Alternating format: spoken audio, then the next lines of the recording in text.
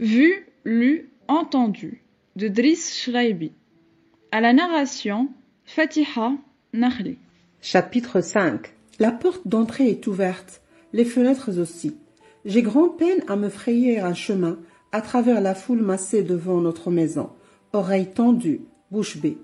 Lancée à plein volume, une voix presque sans accent clame dans notre langue maternelle, sur ambiance de canonnade et de vrombissement d'avion. Ici Berlin, DNB, le docteur Funk vous parle. Le Kriegsmarine a envoyé par le fond 12 bâtiments ennemis. Les armées franco-anglaises sont encerclées à Dunkerque. La Wehrmacht se dirige vers Paris. Tels sont les titres de votre journal. Avant de vous en donner les détails, je vous invite à écouter avec moi un extrait du Coran chanté par le cheikh Abdulhaynan Shaïcha. Et vive l'islam, vive les Arabes. Des you-you fusent dans tout le quartier. Des voix reprennent à l'unisson la sourate de l'ouverture. Des pétards éclatent jusque tard dans la nuit. Au-dessus de ma tête, l'étoilé est un abîme. Pourquoi, dans la ville européenne, les gens sont-ils devenus comme furtifs du jour au lendemain? Les terrasses des cafés se sont clairsemées. Et pourtant, c'est dimanche. Ceux qui y sont attablés ne s'adressent presque pas la parole. Séparés les uns des autres par leur journal qu'ils lisent lentement, la Vigie ou le Petit Marocain. Devant eux moussent des chopes de bière dans le soleil radieux. Ils les ont commandées très civilement. « S'il vous plaît, monsieur. Merci beaucoup, monsieur. Gardez la monnaie. » C'est ce que j'ai entendu de mes deux oreilles. Je croyais que tous les barmen de chez nous s'appelaient Ahmed. Et d'où sortent ces bérets qui ont remplacé les casquettes et les chapeaux familiers? Est-ce la nouvelle mode en France et par voie de conséquence dans notre pays? Je n'ai vu aucun petit cireur dans les parages. D'habitude, ils sont légion. Le soir, je suis allée à un concert de variété. Mon ami Chicho m'y avait invité. Il portait un crêpe noir sur la manche gauche de sa veste. Je lui ai demandé s'il venait de perdre un de ses proches. Il s'est jeté dans mes bras en sanglotant. J'étais gênée. Sur scène, les cheveux bouclés et les yeux exorbités, un certain Charles Trenet se trémoussait et chantait à tue-tête. Il y a de la joie. Le nom d'un autre Charles fut mentionné le lendemain par notre professeur de français, M. Loichaud, des garnements dont j'étais le surnommé le canard froid. Celui-là même qui, des décennies plus tard, devait être l'un des rédacteurs de la Constitution de la Ve République française. Ce mot, Charles, glissa en quelque sorte de sa bouche, incidemment, au milieu d'un exposé sur Sainte-Beuve. Et puis, M. Loichaud alla ouvrir la porte, jeta un coup d'œil de part et d'autre du couloir, referma la porte et reprit son cours, comme si de rien n'était. Monsieur Betschlein, le professeur d'allemand, germanisa nos noms, afin d'être dans l'ambiance, dit-il. Certains de mes camarades, comme Paul, Gaston ou Henri, devinrent Paulus, Gaëtan, Heinrich. Solomon resta Solomon, je ne sais pourquoi. Moi, je fus Dritz Schreiber. Monsieur Betschlein est un homme très vieille France, alsacien jusqu'au bout des ongles. De retour chez moi, j'annonçai fièrement ma nouvelle appellation. « Tu entres dans la modernité », m'expliqua mon père. « Tu passeras peut-être à la postérité, qui sait. En tout cas, tu fais honneur à nos grands penseurs de l'Andalousie musulmane. Oui, de l'autre côté de la Méditerranée, on ne connaît pas Ibn Rushd, Averroès. Si, et pourtant, c'est le même homme. Il en est ainsi d'Ibn Tufail, nommé Abou Basser, d'Ibn Baja, dit Avempas, ou d'Ibn Sina, connu en tant qu'Avicenne. Tu diras à ton ami Salomon que son lointain ancêtre philosophe a gardé son identité. Ishaq al-Balar. Apprends tout ce que tu peux, Dritz. Je fis tant de progrès dans la langue de Goethe, ce terrible Ish-och, qu'il avait prononcé pour la condamnation à mort d'une jeune paysanne infanticide, que tout ce qui est resté dans ma mémoire à l'heure qu'il est, ce sont 2 vers d'une chanson qui faisait fureur à l'époque. Éducation physique et sportive, culte du corps, Mainz, sana in corpore sano, amitié virile et Dieu du stade, salut au drapeau le matin. Dans la cour du lycée. J'avais honte de montrer mes jambes où commençaient à pousser quelques poils. Tout comme mes condisciples, je devais porter un short et une espèce de petit foulard kaki noué autour du cou. Mon père me dit « Viens avec moi ». Avec un demi-sourire, il fit valoir au proviseur que l'islam s'opposait à toute représentation emblématique, fût-ce un drapeau tricolore. Et c'est ce qu'avait fait le maréchal Lyautey, le premier résident, respecter nos croyances pour établir un bon protectorat, n'est-ce pas ? Peut-être mon père plaisantait-il devant ces cas de figure. Je fus dispensé de patriotisme et de gymnastique jusqu'à la fin de mes études. Quelques-uns de mes professeurs, le censeur, l'épion, le surveillant général, le chaoucharab, ancien militaire de l'armée française, mes copains et leurs parents étaient presque du même avis. Pétain était un roublard de première force. Ne l'avait-il pas montré à Verdun ? Il gagnait du temps, qui était le meilleur allié d'un stratège comme lui. Son premier objectif était de libérer les prisonniers de guerre. Ensuite, ce vieux de la vieille allait rouler proprement dans la farine ce pecno d'Adolf Hitler. La preuve, c'est que son subordonné, le général Noguès, tenait fermement les rênes à Rabat comme résident, et l'Empire était sauf. Sous la direction de fer des gouverneurs qui suivaient les directives du maréchal. « Maréchal, nous voilà !» chantaient les patriotes sur les places publiques. « Qu'ils viennent, ces boches !»« Ah oui, qu'ils viennent donc. On va leur montrer de quel bois on se chauffe. » Ils retrouvaient leur suprématie envers les indigènes à ceci près que leur arrogance de jadis n'était plus franche. Elle était comme déviée par une certaine ambiguïté. Dans la ville arabe, c'était des commentaires sans fin, des voix enchaînées les unes aux autres, du Derb Ghallef au Derb Omar, en passant par le port, dans les cafés, les tramways, les échoppes du coin, de n'importe quelle rue où s'attardaient des groupes d'hommes jusqu'au soir tombant, debout, gesticulant et parlant tous à la fois. J'allais au lycée, proche de Mer Sultan. J'en revenais après les cours et je ralentissais le pas, ramassais quelques bribes de paroles, quelque chose comme « Écoute voir, les chefs de l'armée française ont été battus à Place Couture. La déroute et la chiasse sauf ton respect. Les élus du peuple sont allés tirer de son lit le maréchal que voilà là-bas pour redresser la situation et le maréchal que voilà, pas du tout, l'a eu dans l'os. » Aux dernières nouvelles, il s'est rendu dans une petite gare appelée comme ça Montmoire et il a demandé la main, le pardon si tu préfères, à notre oncle Hajj Adolf Hitler. Une toute petite gare de chemin de fer, pas plus grande que celle de Stade, parce que notre oncle Hitler n'a pas voulu le recevoir à Berlin, ni même à Paris. Mais le maréchal que voilà, la queue entre les jambes, a gardé son képi sur la tête. Peut-être qu'il y est vissé depuis le temps, hein. Et c'est ce même type qui, naguère, dans les années 20, a trahi l'émir Abdelkrim. Que je te rafraîchisse la mémoire. Parce que l'histoire n'est pas à sens unique, glorieuse pour les Français et dérisoire pour nous autres. Donc, Abdelkrim, le chef rifin, avait flanqué une belle dérouillée à l'armée espagnole de Franco. Et Franco a appelé à la rescousse son cousin Pétain, même politique, mêmes intérêts. Écraser le patriotisme et la révolte, d'où qu'ils viennent.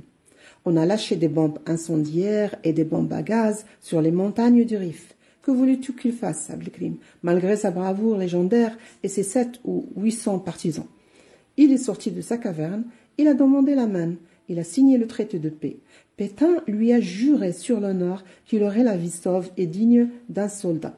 Total chez l'épicier, Abdelkrim a été garrotté et enjôlé dans une forteresse. Je crois bien qu'il y est mort, le pauvre. Mais Allah est grand.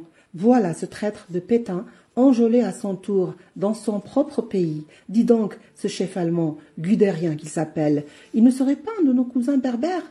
4 jours. Il ne lui a fallu que 4 jours pour conquérir le pays de nos maîtres. Ils avaient dressé à la frontière un mur de canons.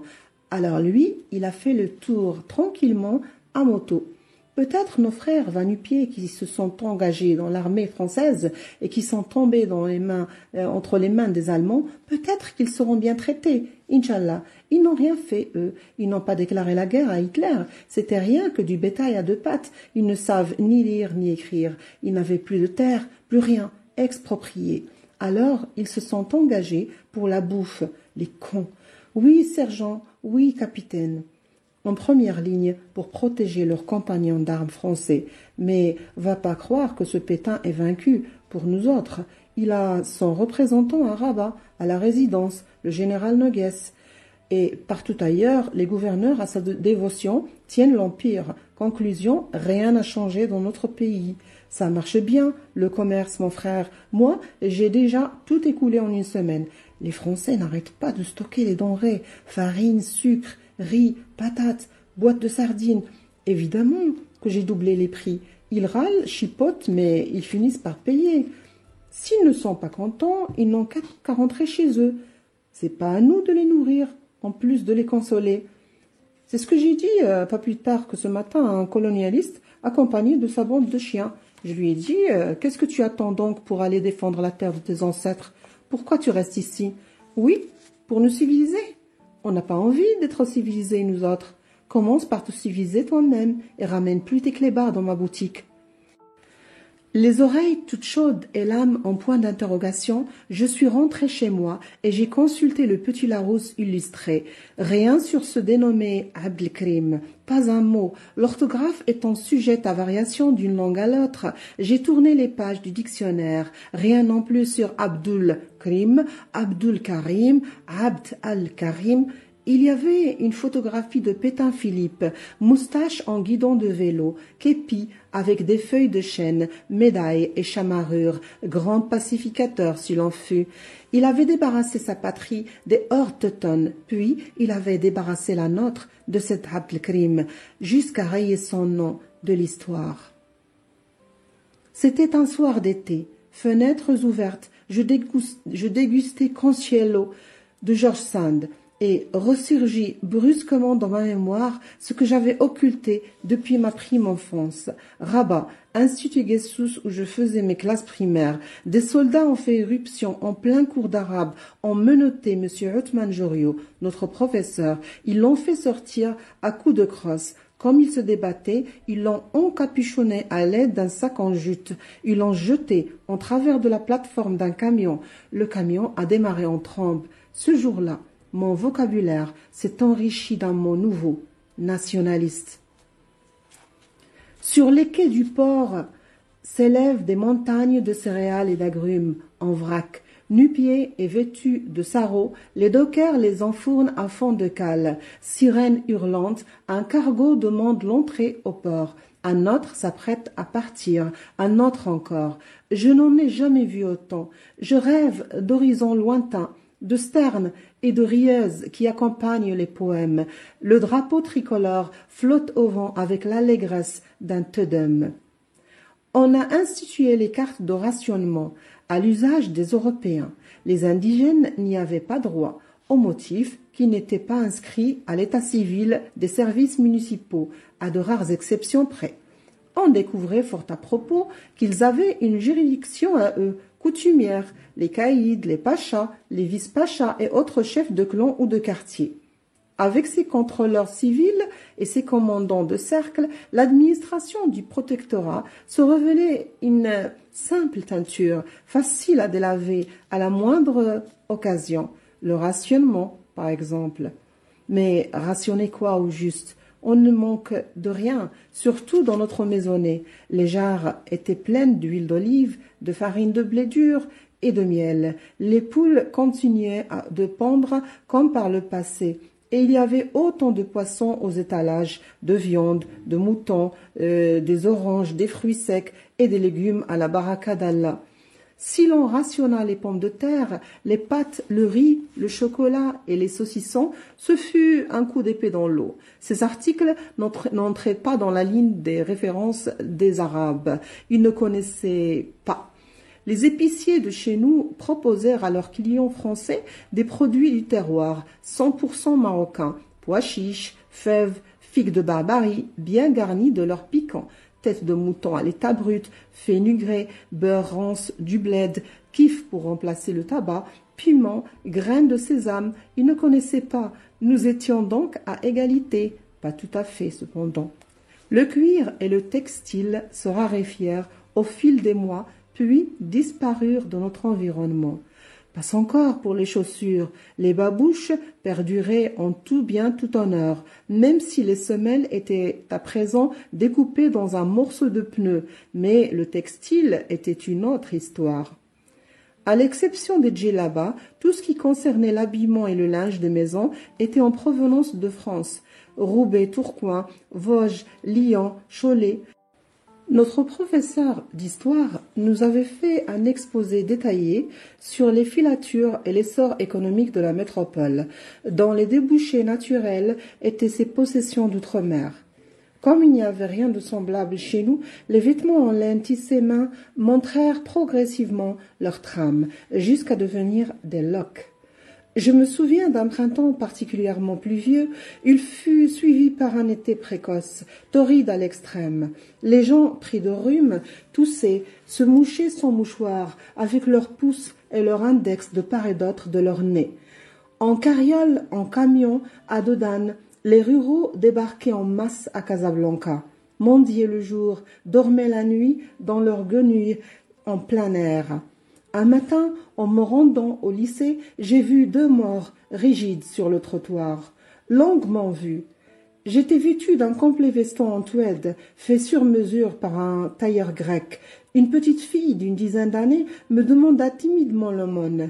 Je déversai dans ses mains réunies en coupe le contenu de mes poches. Elle avait un corps décharné et des yeux immense.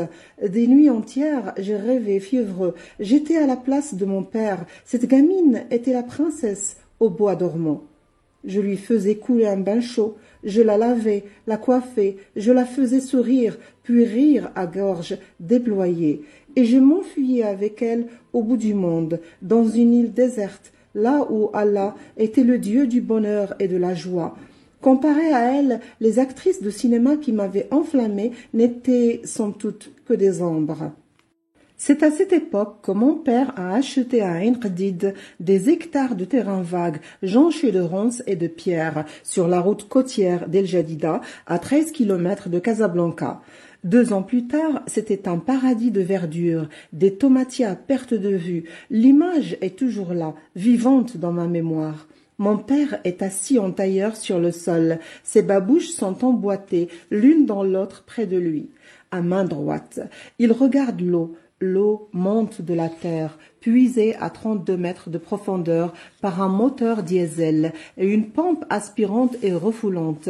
Elle se déverse dans une citerne à ciel ouvert et, à partir de cette réserve sans cesse renouvelée, elle s'écoule bouillonnante dans les rigoles de terre rouge que des ouvriers creusaient à mesure entre les plants de tomates. Il regarde l'eau qui abreuve les tiges, les feuilles, les fleurs et les fruits embryonnaires. Tout revit, même les tuteurs en roseau. Son buste est droit, son regard aussi. Lentement, doucement, il sourit. Très lentement, très doucement, il me dit « La lumière n'est pas à la surface de la civilisation, mais au fond. Où qu'on l'on se trouve, il y a de l'eau. Il suffit de creuser. Creuse, Driss, creuse. » 25 novembre 1997. C'est là, dans cette ancienne ferme devenue parcours de golf ceinturée d'un grillage, que j'ai fait halte par cet après-midi de vent et de houle océane. Mon fils Yassine, 16 ans, m'accompagnait depuis Tanger. Monsieur Retnani, mon éditeur marocain, avait mis à notre disposition une voiture avec chauffeur. Le chauffeur avait nom Mustapha. Mustapha a écouté mes vieux souvenirs. Il a interrogé ses repères. Il s'est arrêté. Il m'a dit « C'est ici ». Ici, à l'entrée du parcours de golf, c'est un petit mausolée aux murs échauffés avec un toit de tuiles vertes. C'est ici que ma mère repose en éternité. Par-delà le mausolée et la voiture dont je ne suis pas descendue, des paquets de mer s'écrasent sur la chaussée. J'ai gardé mes émotions dans mon silence intérieur. Yassine m'a dit « Mon âme s'est ouverte ». C'est un salon de coiffure à mi-chemin de la ville européenne et de la Médina. Un local assez vaste avec un miroir ovale, des étagères en verre garnies de flacons de parfum, d'un jeu de ciseaux, d'une boîte à poudre de riz, d'un blaireau et d'une tondeuse à main. Dans un coin, il y a un balai. Derrière le balai, un monceau de cheveux. Il y a aussi une chaise. J'y suis assis. Les autres sont debout. Une dizaine d'hommes, clients, amis, curieux, en demi-cercle derrière un paysan installé dans un fauteuil avec une serviette autour du cou. Le coiffeur vient de lui savonner le crâne à l'aide d'un cube de savon de Marseille. La coupe doit être rase selon la tradition. La boule à zéro. Et maintenant, il affûte son coupe-chou sur une lanière en cuir dont une extrémité est clouée au mur. Il n'en finit pas de l'affûter. On se passe la pipe de kiff de bouche en bouche pour une brève bouffée. On rit, on commente les événements. Quelqu'un pose une question. Où se trouve donc cette Libye? Va savoir, répond le maître des lieux. Et tout à coup, il découvre ma présence. Le rasoir brandi, il me demande à brûle-pourpoint. Tu vas à l'école, toi? Oui, monsieur. Au lycée français, je suis en 5e. Dieu te garde, fils. Dieu allonge ta vie. Et où est-ce qu'elle est, cette Libye? Entre la Tunisie et l'Égypte. Dessine-moi ça. Il me tend un bout de papier et un crayon. Je m'exécute. Parfait, excellent, tu es l'avenir de la science. Suivez-moi bien, vous autres. Approchez, je vais vous montrer le champ de bataille comme si vous y étiez. Et, avec son coupe-chou, il se met à reproduire sur le crâne du paysan la carte géographique des pays méditerranéens que je viens d'esquisser. Il a un œil sur le crâne, l'autre sur le morceau de papier. Des pans de cheveux sont rasés au pas de charge. Du plat de la main, il les fait tomber afin que les spectateurs aient un aperçu clair et net de la configuration du terrain. Si l'homme de la campagne ne réagit guère, c'est probablement par flegme. Il en a vu d'autres. Les coiffeurs du bled, là-bas, dans son douar, sous la tente, n'ont même pas de savon. Et s'il apparaît soudain une estafilade sur sa tempe, il ne s'en émeut pas non plus. Mais pour le Figaro, c'est la mer Rouge. Il ne l'a pas fait exprès, son rasoir a quelque peu déraillé. Volubile et hilar, il explique à l'assistance. Alors, le maréchal Rommel a pris les Alliés à revers. Il a débarqué ici avec l'Africa Corps. Ici, en Tunisie. Il l'attendait en Syrie ou à Bagdad, peut-être bien, mais il s'est pointé là. Et du pouce, il appuie sur le pariétal du paysan. Celui-ci ne dit rien, seules ses oreilles commencent à bouger. Quelqu'un demande. Comment ça, il a débarqué? Et la marine anglaise, qu'est-ce que t'en fais? Elle contrôle toute la Méditerranée, de Gibraltar à Suez. Pfff, fait le coiffeur, la Méditerranée. Il l'a ignorée, comme si elle n'existait pas. Regardez. La nuque du paysan est ratiboisée, suivant une ligne échancrée. Et alors, comment il est venu? En avion, homme, matériel et tout le barda. Les chars aussi? Lance une voix forte. Les Anglais en ont plein dans le secteur. Il n'a pas pu les transporter par voie des airs. Ça pèse lourd, comme tu sais. Le coiffeur émet une sorte de hennissement, c'est sa façon de rire. Il dit, il en a fabriqué sur place, en bois, des faux chars si vous préférez, et il s'est mis à remuer le sable du désert pour faire croire à l'ennemi qu'il avait toute une division blindée comme ça. Il saisit une paire de ciseaux, à toute vitesse, coupe les cheveux de l'occiput. Il souffle dessus. Les cheveux voltigent. Du fond de son gosier fuse une suite discontinue d'onomatopées. Vroom, vroom, vroom. Il dit à ses alliés italiens d'aller se rhabiller, que c'est une guerre pour de vrai. Et le voilà tout seul, avec sa ruse et ses coriaces de soldats de l'Africa Corps. Tac, tac, vroom, bzzz. Il gagne la bataille de Bizerte. Fastoche du pouce, il montre Bizerte, rasé quelque part, sur l'occiput. Bouge pas, toi, arrête de gigoter. Relève la tête, un chouïa à droite, et voilà, ce brave général Alexander qui tombe dans le panneau avec ses Anglais, là où ce renard de Rommel remue le sable et du vent total. Les Allemands foncent vers Alexandrie, ha ha. Et il donne joyeusement un bon coup de poing sur le crâne du client. L'homme de la campagne jaillit, debout, les yeux exorbités, sort en courant avec sa serviette autour du cou. Ces imprécations résonnent dans tout le quartier. Je me lève à mon tour et m'éclipse sans dire un mot. Août 1978. Je me trouvais à Harris, dans les Hébrides, Écosse. La date de mon mariage approchait. Ma tignasse avait besoin d'un rafraîchissement. Je suis entrée dans le salon d'un hairdresser. C'était un tondeur de moutons, avec des flocons de laine épars sur le sol. Il ne m'a pas tendu tout à fait. J'ai retardé de 2 mois la cérémonie de noces. Le thème était à la manière de François Villon. Monsieur Rousseau a gardé ma copie pour la fin. Je me tasse sur mon siège. Il réclame notre attention. S'éclaircit la voix, puis il se met à déclamer. Je fus jadis amoureux d'une dame jeune et jolie. L'or lui donnait sur les lieux où elle faisait l'endormie. 4 venus de Reims, joyeux, elle me dit d'une voix esbobie. Encore un coup, le cœur le veut. Encore un coup, bon gré, mamie. Mais par Sainte Marie, il ne fait pas toujours qui peut. Il marque une pause, puis reprend de plus belle encore. Envoie, prince d'amour, je t'en supplie, si plus ainsi qu'elle m'accueille, fais que ma lance jamais ne plie. Mais par Sainte Marie, il ne fait pas toujours qui peut. Il relève ses lunettes sur son front, me regarde pensivement. Même son sourire est pensif. Tout le monde me regarde. Il y a quelques ricanements, des rires francs ou gênés. Je ne suis pas le seul à être rouge de confusion. J'ai fort prisé votre prosodie, jeune homme, jusqu'aux tournures en vieux français. Villon doit en frémir d'aise dans sa tombe, il me semble. Ah, ce cœur le veut. Quant au fond... Après le cours, il m'a pris à part, a quelque peu tourné autour du pot, le nez dans sa cravate. Si je puis me permettre, je ne voudrais pas être indiscret, mais la curiosité est un vilain défaut. Quel âge avez-vous, mon garçon? 14 ans, monsieur. C'est bien ce qu'il me semblait. Je vous dirais que le ministère de l'Instruction publique m'a nommé dans ce pays de lumière et de soleil voici une dizaine d'années. Mais je vous avoue que je ne suis pas encore arrivé à appréhender la mentalité profonde des Arabes, en particulier leur développement. Vous saisissez? Oui, monsieur. Je ne comprenais rien à ces circonlocutions. Je suis un fervent admirateur de Madame de Staël, 1766-1827. Elle disait... En apprenant la prosodie d'une langue, on entre plus intimement dans l'esprit de la nation qui la parle. Néanmoins, l'esprit arabe m'échappe tout à fait. Voudriez-vous éclairer ma lanterne? Rien ne vous oblige à me répondre, naturellement.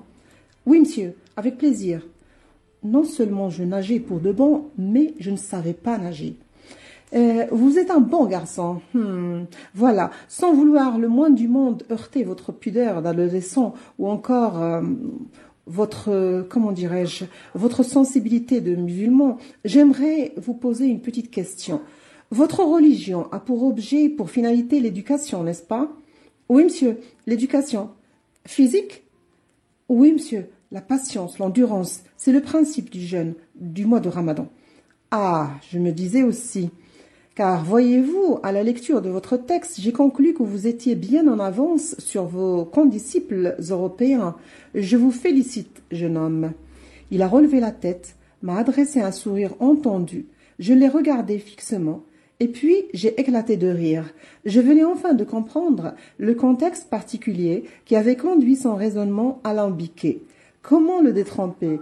Et que lui dire en vérité, sinon que ces choses-là, personne jamais n'en parlait dans mon monde, et surtout pas mon père, et que moi, 14 ans, j'ignorais absolument comment était constituée une femme, hormis ces 2 renflements au niveau du buste qu'Allah gonflait de lait lors de la naissance d'un enfant. Je riais de plus belle et le prof se mit à rire à l'unisson. Il était content de sa perspicacité. Il me serra longuement la main, d'homme à homme. Bien sûr, cela me travailla.